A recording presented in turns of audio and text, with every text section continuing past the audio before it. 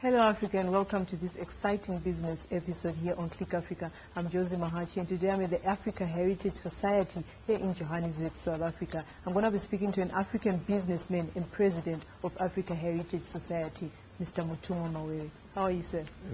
Fine, and you? Thank you so much for granting Click Africa this opportunity to speak to you this afternoon. Thank you. All right, talking of Africa Heritage Society, what was the principal aim of starting such a society? Africa Heritage Society is a not-for-profit organization whose aim is to bring like minds to invest in the future of Africa. And part of our challenge then, and still remain the challenge, is for Africans to start building bridges, building knowledge banks that deal with the challenges that we all confront and we need solutions for. So we felt it was important to move away from the concept of nation states that divide us.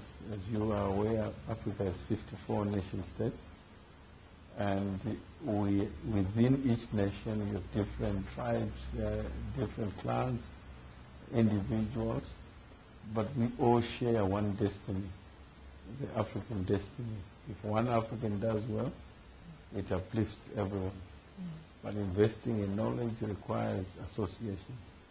And associations of people who share common interest is really our objective, to bring people who share common values, beliefs, and principles so that they can impact on the future of the continent.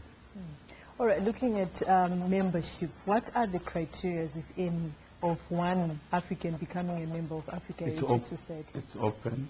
As you know, in terms of the Constitution of South Africa, we can make exclusive membership.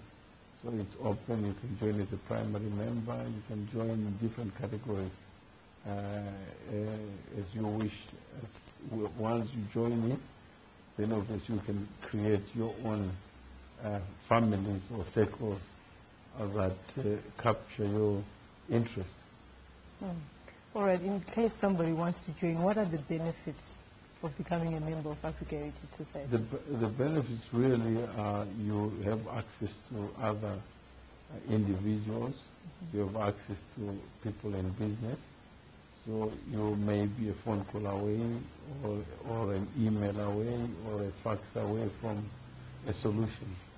And recognizing that there are few Africans who are at the top hierarchy of personal development, those who are at the top really have an obligation to pull those who are at the bottom.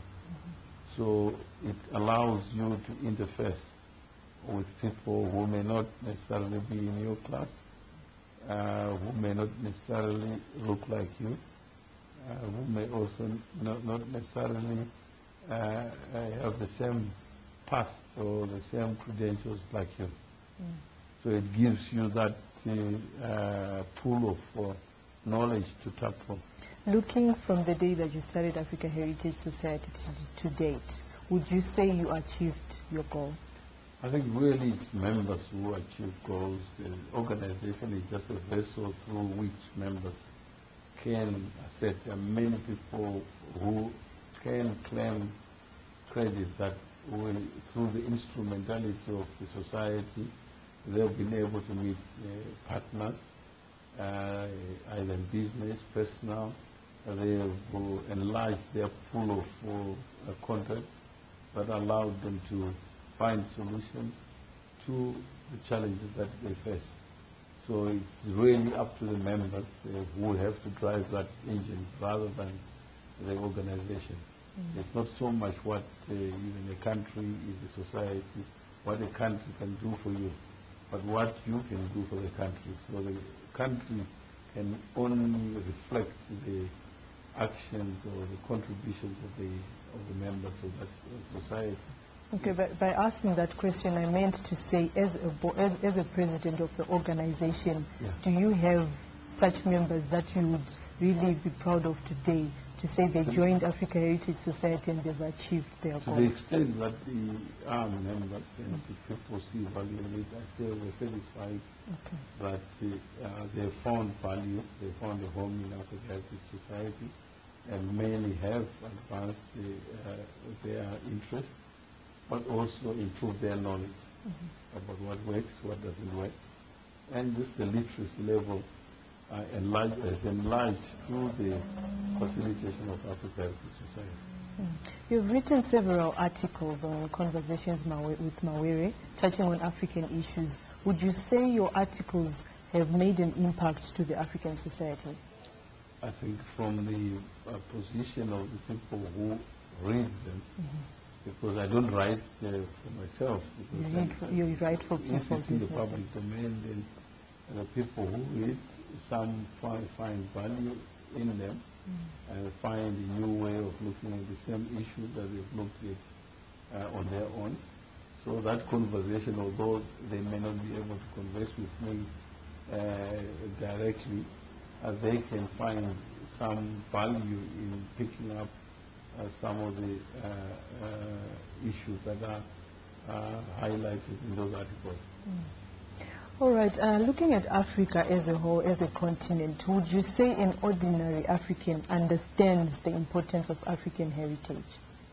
I think we all share one identity. I mean, the importance of an identity when you go to another country. For instance, if you go to China today, or Japan or Korea, and the person who looks like me will be identifiable. So by default, people who look like us will carry the identity of an African. And obviously, there is something that makes us who we are. You could be born outside the continent of Africa, but you still have the heritage of Africa, the identity of Africa. It is that identity that pulls us together as a people. So that is the I think that the approach is really to find the common thread among the people who share the same heritage. It doesn't mean that you have to be black to be African, but the majority of the people in Africa have shared the same characteristics. So it means the law of gravity will dictate that what it means to be African must necessarily incorporate the features of the majority of the people who call themselves African. All right, you have a motto, or maybe one of your mottos, that invest in the change that you want to see. And you are one of the few Africans that have invested in Africa because you want to see a better Africa. Do you think that just ordinary Africans are trying their level best to invest in that change? Just to be alive, you can't take for granted. Just to complete the dash from birth to death. It's a constant, even if it's conversation with food, conversation with just clothing, or conversation with transportation.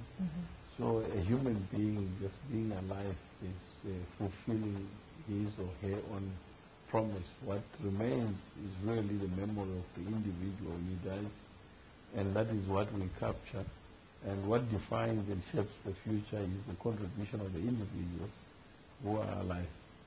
And it is those actions that we then record and say these are the people who did. So most of the individual Africans are doing the best that they can. But as a people, we still rank at the lowest level of human development. And we have to ask ourselves why. Does it make us inferior to other groups in the human, in the world of mankind? Or it imposes on us an obligation to review what it is that still makes us rank at the level we do, and what the prospects are. Africa, God was generous with resources, so Africa is well endowed with resources, not just the human, but also the physical resources, but still remains at the bottom of the pile. And the question is why?